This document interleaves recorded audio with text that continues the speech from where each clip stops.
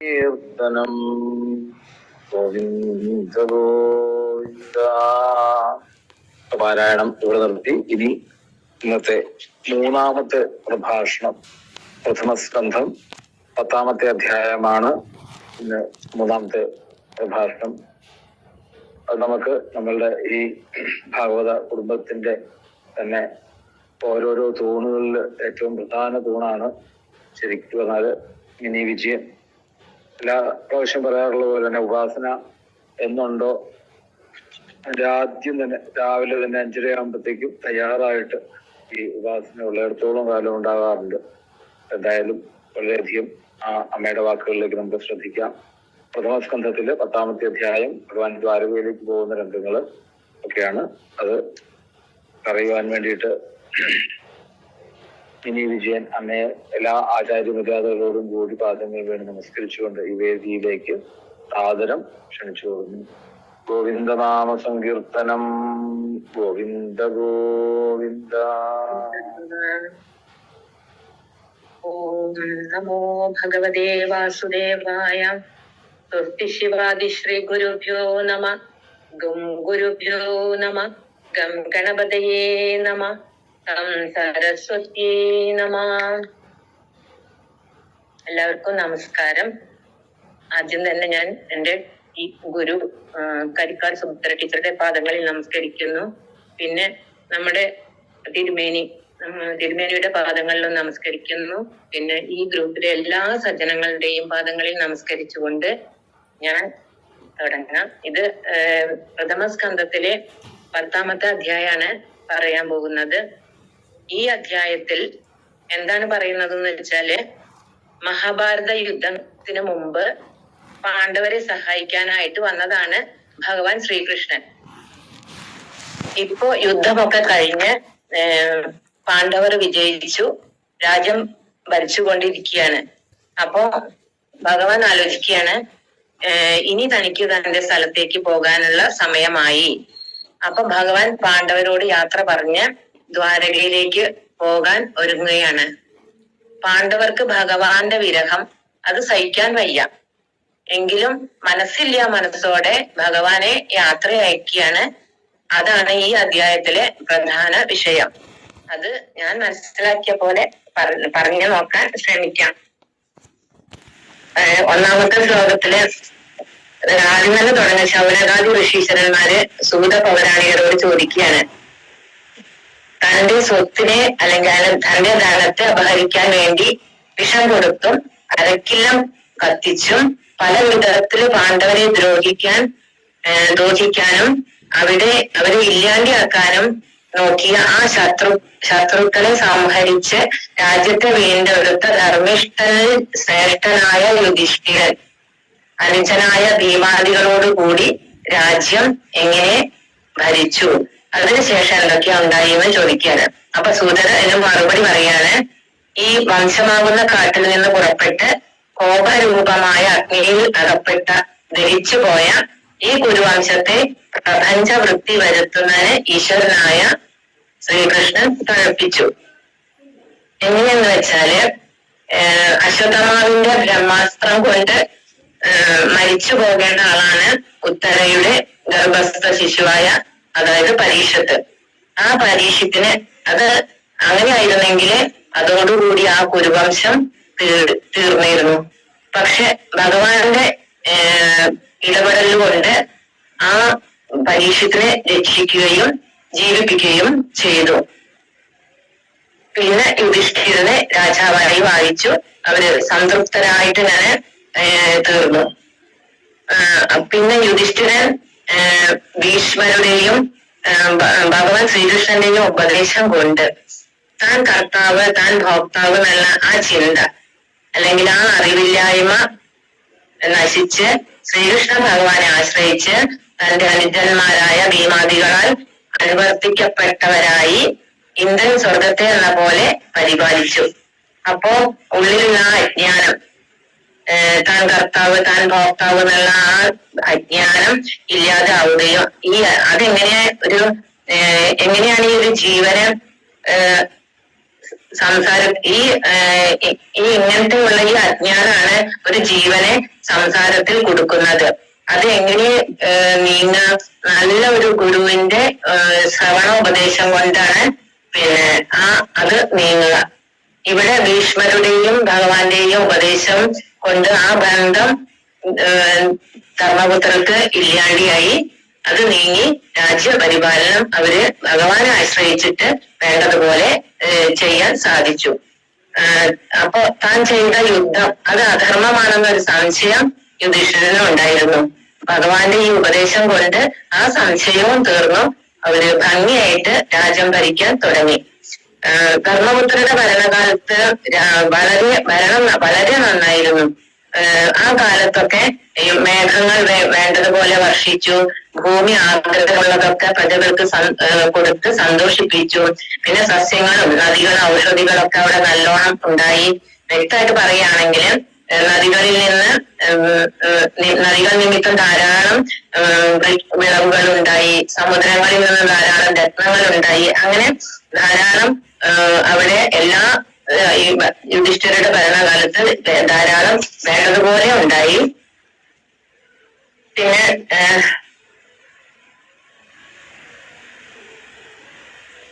പിന്നെ അജാതശത്രുവായ ഈ ധർമ്മപുത്രൻ രാജാവായിരിക്കുന്ന കാലത്ത് ജീവജാലങ്ങൾക്കൊക്കെ മാനസികമായിട്ടുള്ള ദുഃഖങ്ങളോ ശാരീരികമായിട്ടുള്ള ബുദ്ധിമുട്ടുകളോ ഒന്നും ഉണ്ടായില്ല. മാത്രമല്ല ചൂട് കൊണ്ടോ തണുപ്പ് കൊണ്ടോ ഒക്കെ ഉണ്ടാവുന്ന രോഗങ്ങളോ ഒന്നും അവർക്ക് ഉണ്ടായില്ല. ഭൗതികമായും ആത്മീയമായിട്ടൊന്നും ഒരു അസുഖങ്ങളും ഈ കാലത്ത് ഒരിക്കലും അവിടെ ഉണ്ടായില്ല. ആദിഭൗതികമായോ ആദിദൈവികമായോ ആധ്യാത്മികമായോ ഉള്ള ഒരു ബുദ്ധിമുട്ടുകളും ഒന്നും ഉണ്ടായിരുന്നില്ല. ഇവിടെ ധർമ്മപുത്രരുടെ പേരാണല്ലോ ഈ അജാതശത്രുന്ന്. അത് അജാതശത്രു എന്ന് പറഞ്ഞാൽ ശത്രുക്കൾ ഇല്ലാത്തവർ എന്ന്.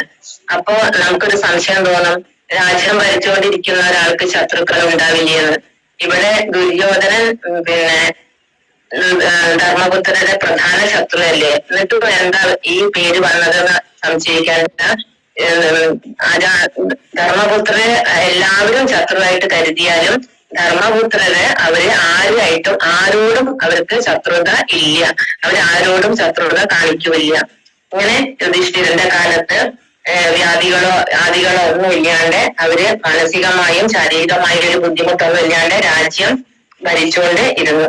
അങ്ങനെ ഇരിക്കുമ്പോഴാണ് ഭഗവാൻ ശ്രീകൃഷ്ണൻ സുഹൃത്തുക്കളായ പാണ്ഡവരുടെയും സഹോദരിയായ പിന്നെ സുഭദ്രയുടെയും ദുഃഖങ്ങളൊക്കെ നീക്കി അവർക്ക് പ്രിയത്തെ ഉണ്ടാക്കാനായിട്ട് ഹസ്തിനപുരത്തില് കുറെ മാസങ്ങളോളം താമസിച്ചു. പിന്നെ ഇപ്പോൾ ഈ പാണ്ഡവരുടെയും തന്റെ ബന്ധുക്കളെയും ഒക്കെ വർണ്ണിച്ചിട്ട് ഭഗവാൻ അവരുടെ കരവാദത്തോട് കൂടിയിട്ട് ചിലര് ഭഗവാനെ ആലിംഗനം ചെയ്യുന്നുണ്ട്, ചിലര് ഭഗവാൻ അങ്ങോട്ട് ആലിംഗനം ചെയ്യുന്നുണ്ട്, പിന്നെ ചിലര് ഭഗവാനെ വന്ദിക്കുന്നുണ്ട്, ചിലരാൽ ഭഗവാൻ വന്ദിക്കപ്പെടുന്നുണ്ട്. ഇങ്ങനെയൊക്കെ യാത്രയ്ക്ക് ഒരുങ്ങി തേരിൽ കയറുകയാണ്. അപ്പോ ഭഗവാൻ വേണ്ടതുപോലെ ഈ ഒരു മനുഷ്യഭാവത്തെ അഭിനയിച്ചു എന്നാണ് സാരം. ഭഗവാൻ യാത്ര പറഞ്ഞിട്ട് തേരിൽ ഇങ്ങനെ കയറുമ്പോൾ സുഭദ്ര, കുന്തി ദേവി, ഉത്തര, കാന്താരി അങ്ങനെ കുറെ അവിടെയുള്ളവരെല്ലാവരും പിന്നെ നകുലൻ, സഹദേവൻ അങ്ങനെ അവിടെയുള്ള എല്ലാവരും കൂടി ഭഗവാന്റെ ആ പോക്ക് കണ്ടിട്ട് അശക്തരായിട്ട് നിൽക്കുകയാണ്. ഒന്നും മിണ്ടാതെ അങ്ങനെ ഇരിക്കുകയാണ്. അപ്പോ പാണ്ഡവർക്ക് ശ്രീകൃഷ്ണന്റെ ആ വിരഹ ദുഃഖം അത് അസഹ്യമായിട്ടാണ് തോന്നുന്നത്.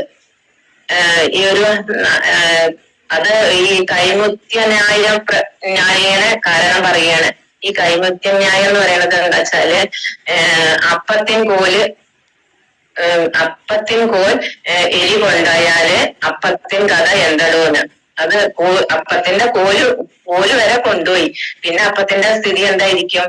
അതാണ് ഇവിടെ പാണ്ഡവരുടെ കഥ. പാണ്ഡവരുടെ ദുഃഖം എങ്ങനെയായിരുന്നു പാണ്ഡവരുടെ ദുഃഖം എങ്ങനെയാന്ന് പറയാണ്. ഈ സത്സംഗം ഹേതുവായിട്ട് സജ്ജനങ്ങളുമായിട്ടുള്ള ചേർച്ച കൊണ്ട് ഒരിക്കലും ഒഴിവാക്കാൻ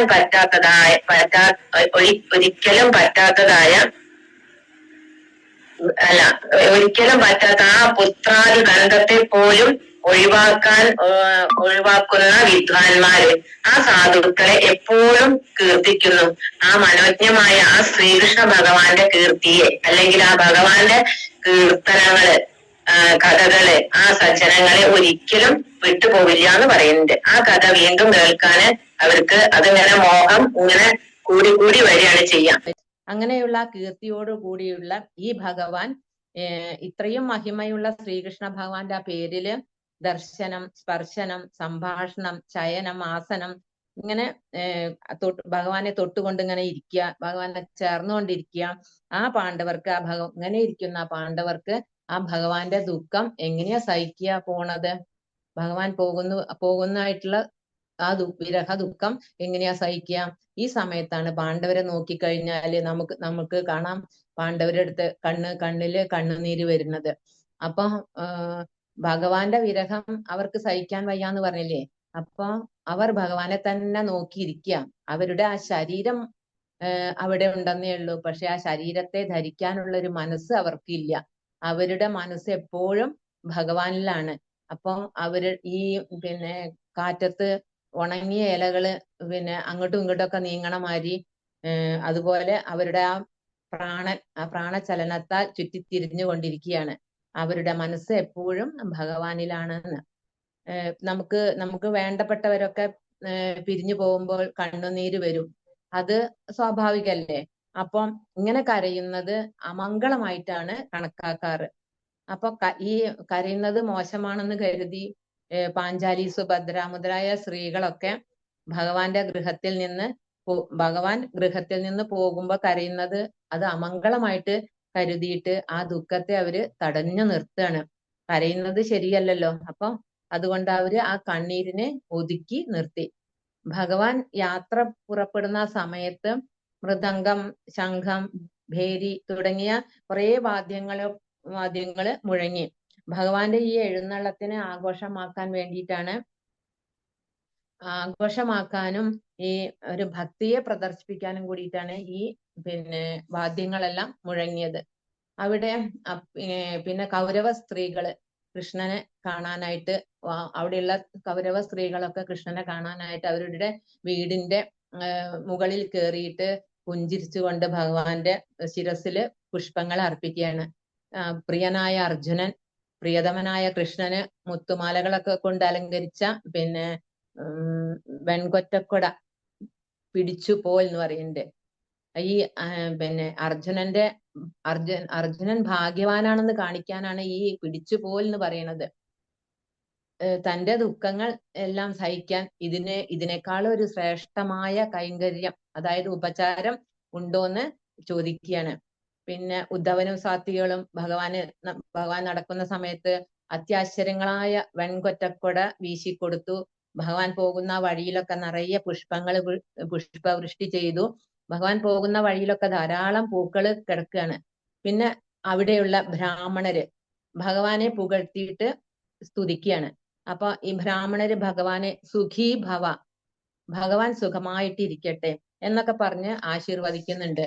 അപ്പൊ ഈ സുഖീ ഭവ എന്ന് ഇവിടെ എടുത്തു പറഞ്ഞത് എന്താന്ന് വെച്ചാല് ഈ നിർഗുണ ബ്രഹ്മത്തിന് ചേർന്നതല്ല, എന്നാൽ സഗുണമൂർത്തിയായിട്ട് വന്ന് ഒരു സാധാരണ മനുഷ്യനെ എടുത്തിരിക്കുന്ന സ്ഥിതിക്ക് സുഖീ ഭവ എന്ന് ആശീർവദിക്കുന്നതിൽ തെറ്റില്ല. അതായത് മനുഷ്യനാണല്ലോ. എന്നാൽ പരമാനന്ദ സ്വരൂപനായ ആ നിർഗുണ ബ്രഹ്മമായ കൃഷ്ണന് ഈ സുഖീഭവ എന്ന ആശീർവചനം അനുവദനീയമാണോ? അത് ചേരുന്നതാണോ? അല്ല. അതാണ് ഇവിടെ പറഞ്ഞത്. നിർഗുണ ബ്രഹ്മമായ അങ്ങയ്ക്ക് ചേരുന്നതല്ലാത്തതും എന്നാൽ സഗുണമൂർത്തിയായ അങ്ങയ്ക്ക് ചേരും പ്രകാരമുള്ളവയുമായ ഈ ആശീർവചനങ്ങള് ബ്രാഹ്മണര് അവിടെ ആയിട്ടൊക്കെ ഉച്ചരിച്ചു. ഈ പോകുന്ന വഴിയിലൊക്കെ ഇരുവശത്തും ബ്രാഹ്മണര് ഭഗവാനെ സ്തുതിച്ചുകൊണ്ടിരിക്കുകയാണ്. പിന്നെ അവിടെയുള്ള കൗരവ സ്ത്രീകൾ സ്തുതിക്കുന്നതാണ്. എങ്ങനെയുള്ള കൗരവ സ്ത്രീകളാണെന്ന് വെച്ചാല് കീർത്തിക്കുന്ന അല്ലെങ്കിൽ സ്തുതിക്കുന്നവരുടെ അജ്ഞാനം ഇല്ലാതാക്കുന്നു, അല്ലെങ്കിൽ ഇരുട്ടിനെ നശിപ്പിക്കുന്ന ആ ദിവ്യമായ കീർത്തിയോടുകൂടിയ ഭഗവാനിൽ ദൃഢമായി ഉറച്ച മനസ്സുള്ളവരായ ആ സ്ത്രീകള് ഭഗവാനെ കേമായിട്ട് സ്തുതിക്കുകയാണ്. അത് കേൾക്കുന്ന സകലരുടെയും ചെവികളെയും മനസ്സിനെയും ആനന്ദിപ്പിക്കുന്ന വിധത്തിലാണ് ആ സംഭാഷണം. സർവശ്രുതി മനോഹരം, എല്ലാ ശ്രുതി ദേവതകളുടെയും മനസ്സിനെ ആകർഷിക്കുന്ന തരത്തിലുള്ള സംഭാഷണം. അത് ഉപനിഷത്തുകൾ കൂടി ആകർഷകമാകുന്ന ആ വിധത്തിലുള്ള സംഭാഷണമാണ് അവരുടേത്. അതാണ് സർവശ്രുതി മനോഹര എന്ന് എടുത്തു പറഞ്ഞത്. കൗരവ സ്ത്രീകള് ഭഗവാനെ ഉദ്ദേശിച്ച് പല വാക്കുകളും പറയുന്നുണ്ട്. ആ വാക്കുകൾ കേൾക്കുന്നവരുടെ കാതിനെയും മനസ്സിനെയും ആനന്ദിപ്പിക്കുന്ന ആയിരുന്നു. എല്ലാ വേദങ്ങളുടെയും സാര സർവസ്വമാണ് അവർ പറയുന്നത്. പിന്നെ അവര് വേദത്തിൽ പറഞ്ഞ സ ഏകഹ പുരുഷ ഏവ ഇദം സർവ, വേദത്തിൽ പ്രതിപാദിക്കുന്ന പുരുഷൻ, ആ പരബ്രഹ്മം, അത് തന്നെയാണല്ലോ ഈ ഈശ്വരൻ. അപ്പൊ ഈ കൃഷ്ണൻ എന്ന് ആ പട്ടണത്തിലെ സ്ത്രീകൾ പറയാണ്. ഭഗവാന്റെ ആ ദർശനത്താൽ എല്ലാവരും മോഹിക്കുന്നതിൽ എന്താ ആശ്ചര്യം എന്ന് അവര് ചോദിക്കുന്നുണ്ട്. ഈ ഭഗവാനെ കാണുമ്പോഴും എല്ലാവരും ആശ്ചര്യപ്പെടുന്നു. അതിലെന്താ അത്ഭുതം എന്ന്. ഈ ഭഗവാൻ, ഈ ബ്രഹ്മം തന്നെയാണ്. അതാണ് സർവാത്മാവായ ഈ പ്രത്യക്ഷ ഭഗവാന്റെ വിയോഗം ആർക്കാണ് സഹിക്കാൻ സാധിക്കുക? സൃഷ്ടിക്ക് മുമ്പും പ്രളയത്തിന് ശേഷവും ഈ നിഷ്പ്രപഞ്ചായിട്ടിരിക്കുന്നത് സർവേശ്വരനാണ്. ഈ ശ്രീകൃഷ്ണൻ, വേദം പറയുന്നത് സദേവ സൗമേതമഗ്ര ആസീത്, അല്ലയോ സൗമ്യ, ഈ സത്താണ് ആദ്യം ഉണ്ടായിരുന്നത്. സൃഷ്ടിക്ക് ശേഷവും പ്രളയത്തിന് മുമ്പും ഈ സത്ത് തന്നെയാണ് ഉണ്ടാവുക. ഈ ശ്രുതിവാക്യമാണ്. അപ്പൊ ഈ സദേവ സൗമേതമഗ്ര ആസീത് എന്ന് ആശയം. സൃഷ്ടിക്ക് മുമ്പ്, സൃഷ്ടി എന്ന് പറഞ്ഞാല് സത്വം, രജസ്, തമസ്, ഈ 3 ഗുണങ്ങളും ഉണ്ടായിട്ട് ആണ് സൃഷ്ടി ഉണ്ടാകുന്നത്. അപ്പോ ഈ 3 ഗുണങ്ങളും അവ്യക്താവസ്ഥയിൽ ലയിച്ചിരുന്നപ്പോൾ ആ സമയത്ത്, ആ കാലത്ത് ഏകനും അദ്വിതീയനുമായ ആ പരമപുരുഷൻ മാത്രമാണ് ശേഷിച്ചിരുന്നത്. ഈ കാണുന്ന കാലമോ പ്രപഞ്ചമോ ഒന്നുമില്ല. ആ സനാതനായ ഭഗവാനാണ്, ആ പരബ്രഹ്മമാണ് ശ്രീകൃഷ്ണൻ. അപ്പോ സൃഷ്ടിയുടെ ആരംഭത്തിലാകട്ടെ തൻ്റെതായ ശക്തി കൊണ്ട് പ്രേരിപ്പിക്കപ്പെട്ട പ്രകൃതിയിലൂടെ നാമരൂപത്തോടു കൂടിയ ഈ പ്രപഞ്ചത്തിൽ ഭഗവാൻ തന്നിൽ പ്രവേശിച്ചിരിക്കുകയാണ്. ഈ തത്വങ്ങളൊക്കെ ബോധിക്കുന്ന ആ സംഗതിയാണ് ഈ ആത്മസാക്ഷാത്കാരത്തിനുള്ള അനുഷ്ഠാനങ്ങൾ അടങ്ങിയ ആ വേദം. അപ്പൊ ആ വേദത്തെ ലോകത്തിന് ഉപദേശിച്ചവനും ഈ ശ്രീകൃഷ്ണ ഭഗവാൻ തന്നെയാണെന്ന് ആ കൗരവ സ്ത്രീകൾ പറയുകയാണ്. പിന്നെ സൃഷ്ടിക്കും പ്രളയത്തിനും മധ്യത്തിൽ പ്രപഞ്ച സ്വരൂപനായിട്ടിരിക്കുന്നതും ആ ഭഗവാൻ തന്നെ. സൃഷ്ടിക്കും പ്രളയത്തിനും മധ്യത്തിൽ പ്രപഞ്ച സ്വരൂപനായിട്ടിരിക്കുന്നതും ആ ഭഗവാൻ തന്നെ എന്ന് പറഞ്ഞില്ലേ. അപ്പൊ നാമരൂപങ്ങൾ തെളിയുന്നതിനെയാണ് ഈ സൃഷ്ടി എന്ന് പറയുന്നത്. ഒരു ഉദാഹരണം പറയുകയാണെങ്കിൽ, കടലിൽ നാമവും രൂപവും ഉണ്ടാകുമ്പോൾ അതിനെ തിരമാല എന്ന് പറയും. ഉദാഹരണങ്ങൾക്ക് പരിമിതിയുണ്ട്. അപ്പോൾ ആ തിരമാല സൃഷ്ടിച്ചു എന്ന് പറയും. അപ്പൊ ആ തിരമാല എന്നത് സൃഷ്ടിയുടെ മുമ്പ് കടലിൽ അവിടെ തന്നെ ഉണ്ട്. അപ്പൊ അവിടെ തിരമാല എന്ന് സൃഷ്ടിയുടെ അവസാനം, അതായത് തിരമാല നശിച്ചാലും എന്തുണ്ട്? കടല് അവിടെ ഉണ്ട്. അപ്പോൾ ആ തിരമാല എന്ന് പറയുന്നത് നാമരൂപമാണ്. ഈ തിരമാല എന്ന ആ നാമരൂപങ്ങൾ കൂടാതെ ഇരിക്കുന്ന സമയത്ത് കടൽ അവിടെ ഉണ്ട്. അപ്പോ ആ നാമരൂപത്തിന് ശേഷവും നാമരൂപം അസ്തമിച്ചാലും കടൽ അവിടെ തന്നെ ഉണ്ട്. ഇത് അവഗ്രഹിച്ചാൽ മനസ്സിലാകും, തിരമാല വേറിട്ടതല്ല, കടൽ തന്നെയാണ്. ഒന്നുകൂടി പറയുകയാണെങ്കിൽ, പ്രപഞ്ചത്തില് മുമ്പും പ്രപഞ്ചത്തിന് ശേഷവും പ്രപഞ്ചമായിരിക്കുമ്പോഴും ഉള്ളത് ഈ ഭഗവാൻ തന്നെ. അപ്പോ നാമരൂപങ്ങളോട് കൂടാതെ ഇരിക്കുന്ന ജീവന്, ആ നാമരൂപങ്ങളെ ഉണ്ടാക്കുവാൻ ആഗ്രഹിക്കുന്നവർ, വേദങ്ങളെ കൽപ്പിച്ചവനുമായ ആ പുരാണ പുരുഷൻ തന്റെ ആ കാലശക്തിയാൽ ഉണർത്തപ്പെട്ടവളും തന്റെ അംശങ്ങളായ ജീവാത്മാക്കളെ മോഹിപ്പിക്കുന്നവളുമായ സൃഷ്ടികർത്തൃ, അല്ലെങ്കിൽ ആ സൃഷ്ടിക്കുവാൻ ആഗ്രഹിച്ചിരുന്നവളായ സ ഐക്ഷതാ ബഹുസ്യാം പ്രജായയെ എന്ന് വേദം. ആ വേദം അല്ലെങ്കിൽ ആ ബ്രഹ്മം നോക്കി സ ഐക്ഷത, ആ നോട്ടത്തോടു കൂടിയ ഈ പ്രപഞ്ചം കാണപ്പെടുന്നു, പ്രപഞ്ചം സൃഷ്ടിക്കുന്നു. ഒന്നും കൂടി സരളമായിട്ട് പറയുകയാണെങ്കിൽ, പ്രപഞ്ചത്തിൽ സൃഷ്ടിക്ക് മുമ്പും സൃഷ്ടിക്ക് ശേഷവും ആ നിർവിശേഷമായ ആ ആത്മസ്വരൂപത്തിൽ ഇരുന്ന് ആ പരമപുരുഷൻ തന്നെയാണ് ഈ സൃഷ്ടിക്കും പ്രളയത്തിനും ഇടയ്ക്ക് അല്ലെങ്കിൽ നടുക്ക് തന്റെ മായയെ അനുസരിച്ച് പ്രപഞ്ചരൂപനായിട്ട് പ്രകാശിക്കുന്നത്. ഈ ഭഗവാൻ തന്നെയാണ് നാമം രൂപം ഉണ്ടാക്കിയത്. നാമം രൂപം ഈ രണ്ട് ഉപാധികള് ജീവനിൽ വ്യക്തിത്വം ഉണ്ടാക്കിയത്. അതുപോലെ ജീവനെ കർമ്മത്തിൽ പ്രവർത്തിപ്പിക്കാൻ വേദത്തെ പ്രകാശിപ്പിച്ചതും ഈ ഭഗവാൻ തന്നെയാണ്. ആ പരമപുരുഷൻ, ഈ ശ്രീകൃഷ്ണൻ, ആ കൗരവ സ്ത്രീകള് പരമപുരുഷനാണെന്ന് ആ കൗരവ സ്ത്രീകള് പറയാണ്. ഭഗവാൻ തന്റെ ലീല കൊണ്ട് ലോകത്തെ സൃഷ്ടിച്ചു, രക്ഷിച്ചു, സംഹരിക്കുന്നു. അപ്പൊ ഈ സൃഷ്ടിയുടെ ആരംഭത്തിൽ തന്റെ ശക്തി കൊണ്ട് പ്രേരിപ്പിക്കപ്പെട്ട പ്രകൃതിയിലൂടെ നാമരൂപങ്ങളോട് കൂടിയ ഈ പ്രപഞ്ചത്തെ, ഈ ജഗത്തിനെ ആത്മാവായി ആത്മാവ് പ്രവേശിക്കുന്നത് ഈ ഭഗവാനാണ്. അപ്പൊ ആത്മസാക്ഷാത്കാരത്തിനുള്ള അനുഷ്ഠാനങ്ങൾ അടങ്ങിയ ശാസ്ത്രം അല്ലെങ്കിൽ വേദം, ആ വേദത്തെ ലോകത്തിന് ഉപദേശിച്ച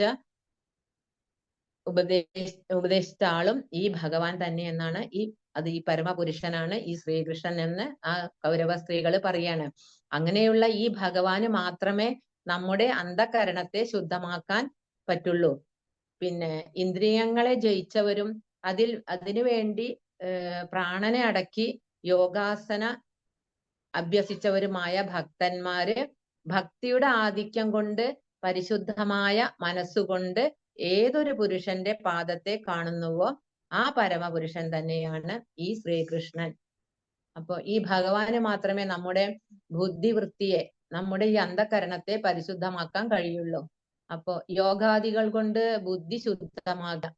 ഇതിന്റെ കാരുണ്യം ഉണ്ടെങ്കിൽ മാത്രമേ ബുദ്ധി, മനസ്സും അന്ധകരണമൊക്കെ ശുദ്ധമാകുള്ളൂ.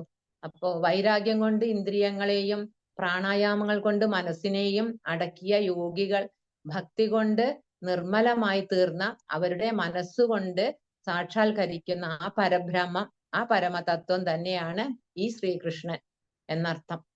അങ്ങനെയുള്ള ഭഗവാൻ നമ്മുടെ മനസ്സിനെയും നിർമ്മലമാക്കി തീർത്ത് തന്ന് അനുഗ്രഹിക്കും, അത് സംശയമില്ല. പിന്നെ ഈ അവിടെയുള്ള കൗരവ സ്ത്രീകൾ തമ്മിൽ ഇങ്ങനെ പറയാം, അല്ലയോ സഖിയും, ഈ ഏകനായ യാതൊരു ഈശ്വരൻ തന്റെ ലീല കൊണ്ട് ഈ ലോകത്തെ, ഈ വിശ്വത്തെ സൃഷ്ടിക്കുന്നു, രക്ഷിക്കുന്നു, സംഹരിക്കുന്നു.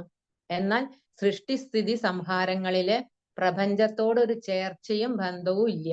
ഈ തത്വം ഈ വേദമറിയുന്ന പണ്ഡിതന്മാര് അതുപോലെ ഈ രഹസ്യങ്ങളായ പഞ്ചരാത്രങ്ങൾ മുതലായ സമാഗമങ്ങളിൽ കൃതിക്കപ്പെടുന്നുണ്ട്. വേദങ്ങളും ശാസ്ത്രങ്ങളും വർണ്ണിക്കുന്നത് ഈ ഭഗവാൻ തന്നെയാണ്. ഹേ സഖി, അവര് വിളിക്കുകയാണ്, ഹേ കൂട്ടുകാരി, നമ്മുടെ മുമ്പിലൂടെ ഈ പുഞ്ചിരിച്ചുകൊണ്ട് സഞ്ചരിക്കുന്നത് ഈ ഭഗവാൻ എന്ന് ആ കൗരവ സ്ത്രീകള് പറഞ്ഞുകൊണ്ടിരിക്കുകയാണ്. ഇനി ശ്രീകൃഷ്ണ ഭഗവാന്റെ അവതാരത്തിന്റെ കേമത്വം പറയാണ് കൗരവ സ്ത്രീകള്. സൃഷ്ടികർത്താവായ ഭഗവാൻ എന്തിനാണ് ഈ പല രൂപത്തെ ധരിച്ചു എന്നതിന്റെ മറുപടിയാണ് പറയുന്നത്.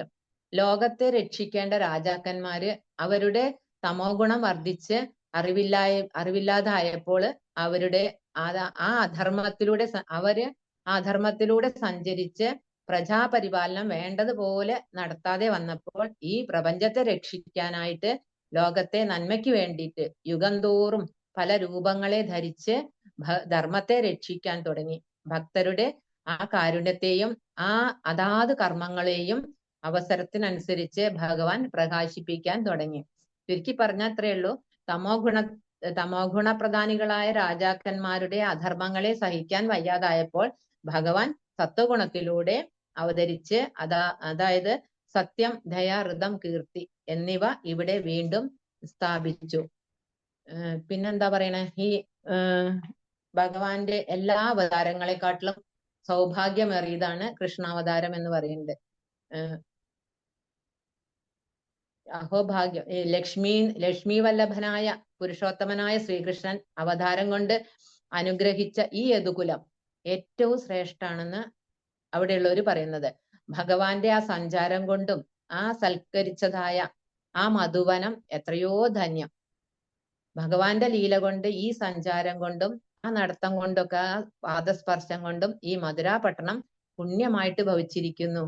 അതില് ആ ദ്വാരകയെ ഒന്ന് എടുത്തു പറയുന്നുണ്ട്, എടുത്തു സ്തുതിക്കുന്നുണ്ട്.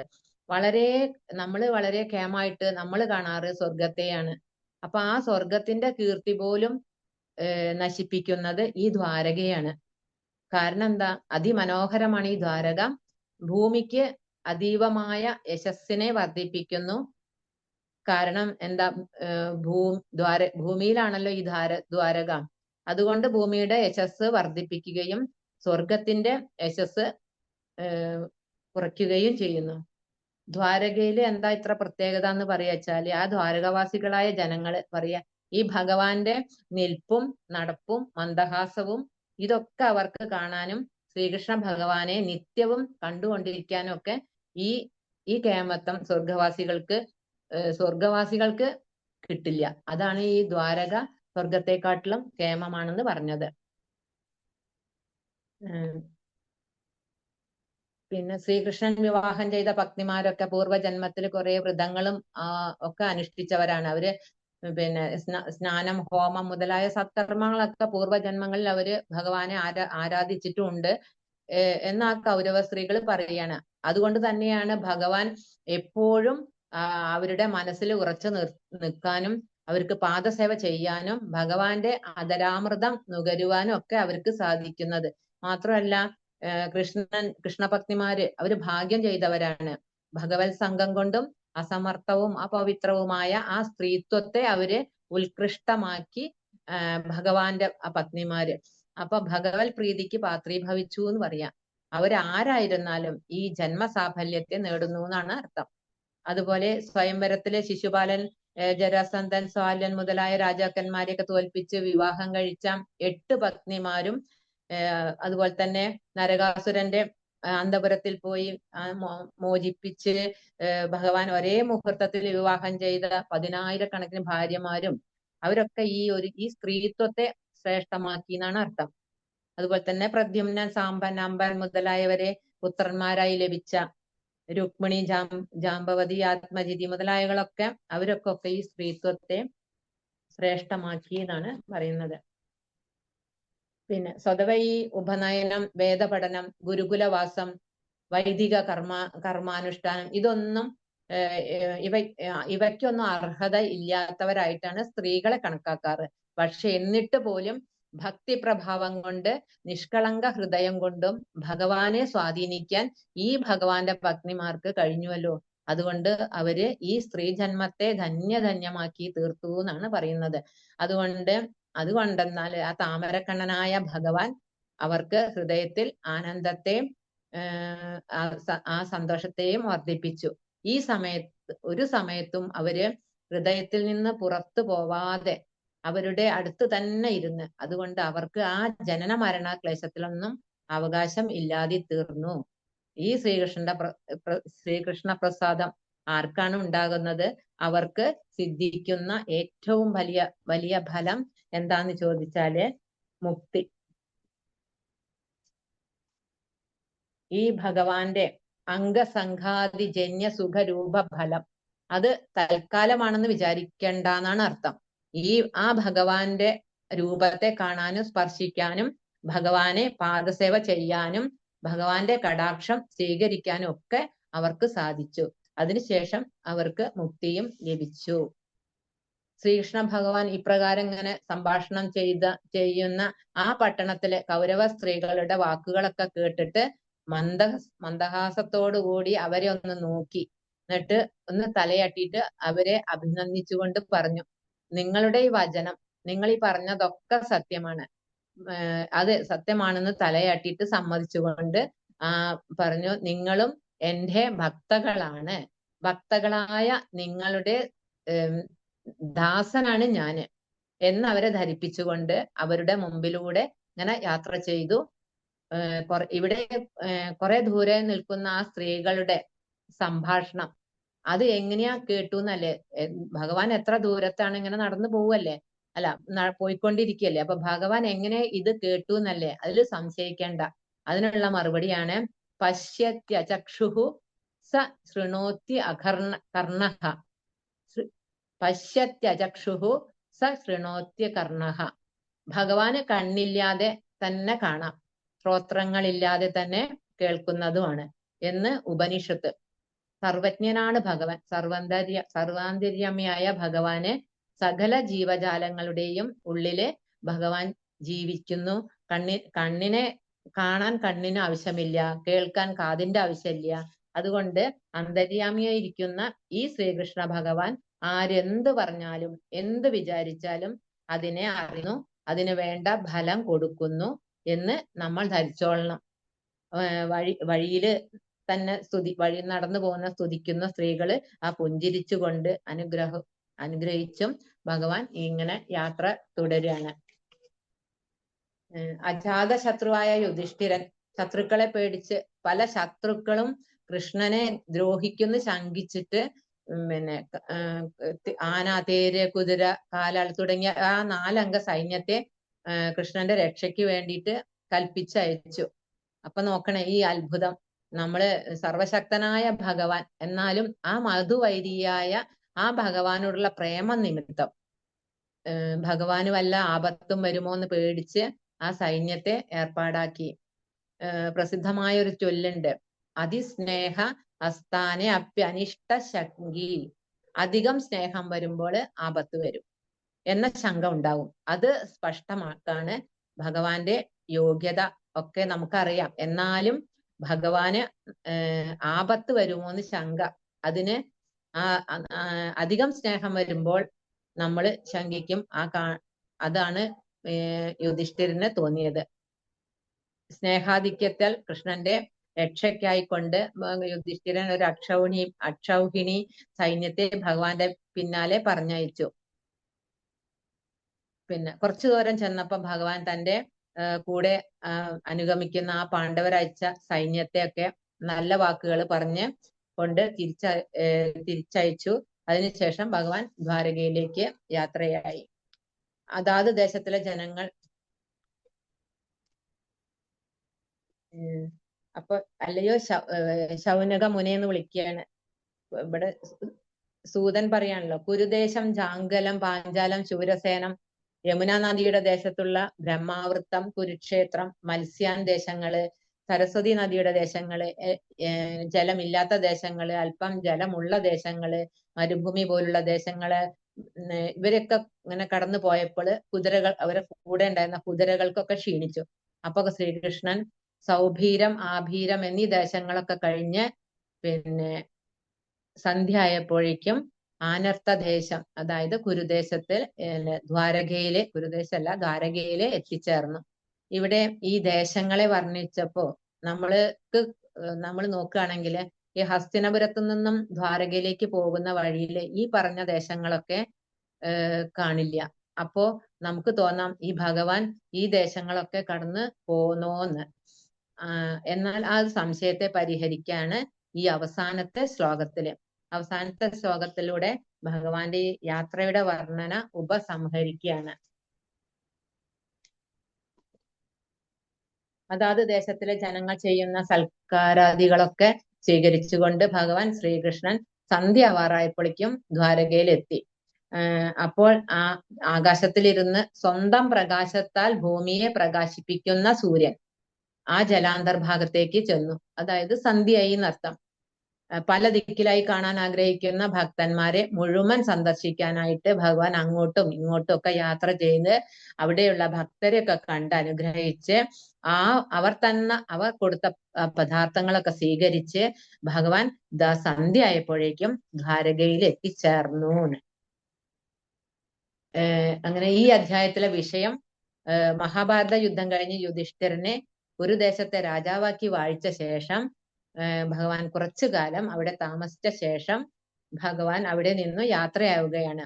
ഈ യാത്ര വലിയൊരു ഘോഷമാക്കിക്കൊണ്ട് ഭഗവാൻ ദ്വാരകയിലേക്ക് പോവുകയാണ്. അതാണ് ഈ അധ്യായത്തിൽ വർണ്ണിച്ചത്.